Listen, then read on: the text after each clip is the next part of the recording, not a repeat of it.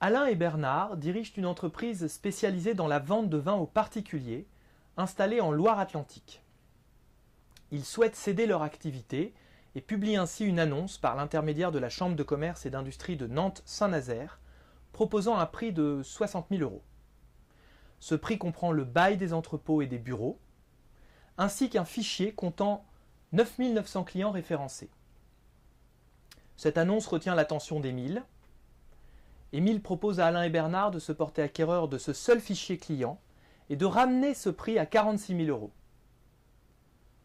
Peu après la conclusion de la vente, Émile commence à exploiter le fichier. Mais rapidement, il se rend compte que celui-ci ne contient pas plus de 2000 clients réels. Les autres noms renvoient à des adresses inexploitables, car périmées ou incomplètes. Émile demande alors des explications à ses vendeurs. Et n'en recevant aucune satisfaisante, il décide finalement d'agir en justice pour faire annuler la vente. Il invoque une série d'arguments classiques, comme l'absence de conformité du fichier par rapport au contenu de l'annonce, ou encore le mensonge des vendeurs, qui ont volontairement gonflé le nombre de clients présents dans le fichier. Mais Émile a également et surtout l'idée d'un argument inédit pour se sortir de cette mauvaise transaction. Le fichier n'a pas été déclaré auprès de la CNIL, la Commission nationale de l'informatique et des libertés, comme l'exige la loi du 6 janvier 1978. L'utilisation de ce fichier est donc interdite. Par conséquent, ce fichier ne peut pas être vendu. Émile obtient gain de cause grâce à ce dernier argument, car les juges estiment qu'un fichier non déclaré auprès de la CNIL constitue un objet illicite, c'est-à-dire illégal, et ne peut donc pas être vendu.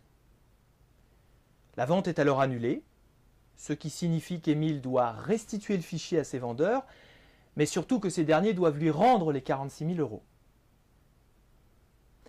Cette histoire récente a valeur de leçon pour tout chef d'entreprise. Un fichier de clients prospects peut représenter une valeur très importante, parfois même la part essentielle du capital d'une entreprise. Disposer de fichiers en conformité avec les lois constitue un premier pas pour les exploiter sereinement, mais également pour les sécuriser et donc pour les valoriser.